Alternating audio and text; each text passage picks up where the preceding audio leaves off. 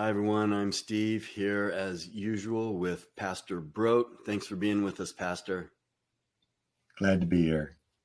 Good to All go. right. So, I personally kind of get frustrated when people make arguments and when they're arguing against legalism by saying that you don't have to tithe.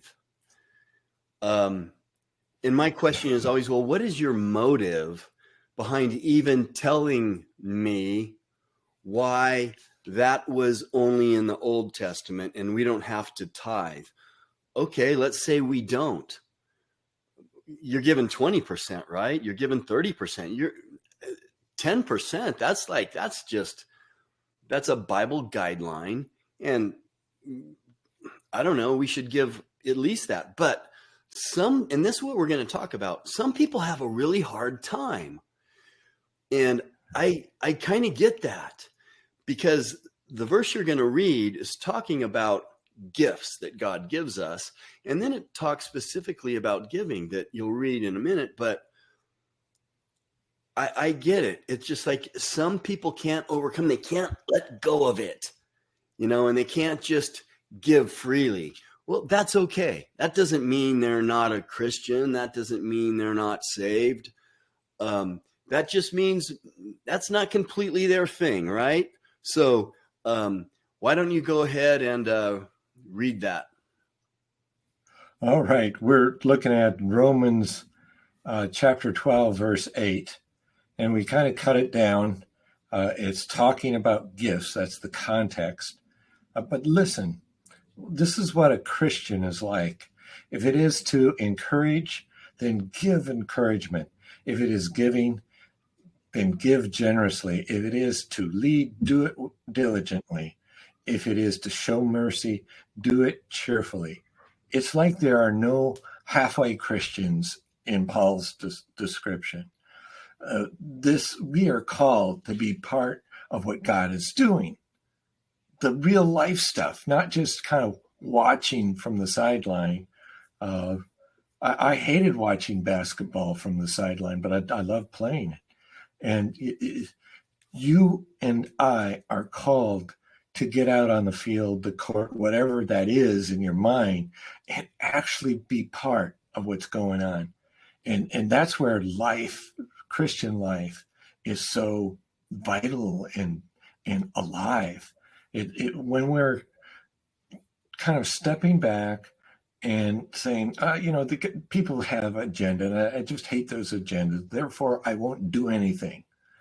No, you need to be at work for the Lord in whatever purpose you can angle, and then you do it diligently.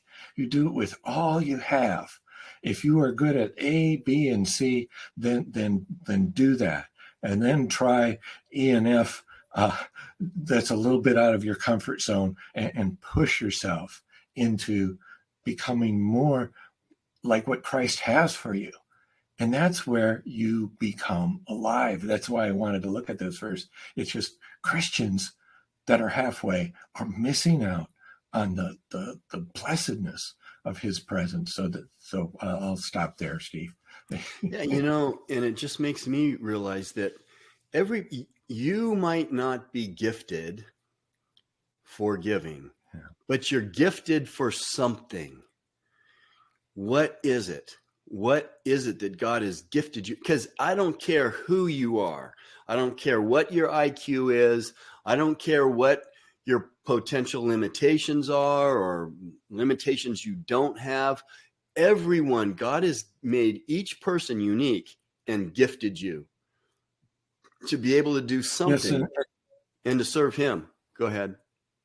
As you were talking, Steve, it just struck me. There may be people that, you want to go to a gifting class. You don't need to do that.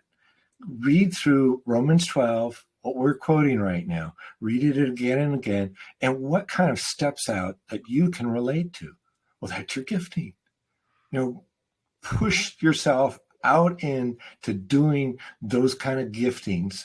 And if it's in this ministry or that ministry, it doesn't matter whether it's child ministry or street evangelism, whatever is your gifting, get involved, and God will bless you more and more as you get more and more dedicated to what Christ calls you to, not just at church, but every day. Going to the store, whatever it is, every day, practice that. And God will just open doors, and the floodgates will occur. We talk about gifting. This is not for us. This is not for this little ministry. We have been blessed in so many ways. We're talking about receiving the blessing, the fullness of God, and working with what God is giving us. So I hope that. Yeah, That you relates know, to some and of you. if you're a Christ follower, what's your passion? How do you think that passion got there? Who put that passion in you? Why do you have that passion? And when you're a Christ follower, you're a renewed person. And that may change what your passion is. So think about what your passion is, and it probably has something to do with your gifting. And then follow that, because God has given us all something to serve him with. So I would just evaluate it that way, and think about what your passion is. What do I like to do? You know, what feels good for me? And that's not selfish. It's about, I mean, it could be, but then you got to check your heart. What is your passion that's not selfish? There's where you're getting into that, that you're getting dialed in on what your gifting is. So anyway, thanks for your input as always, Pastor, and we will see you next time. Thanks for being with us. All right.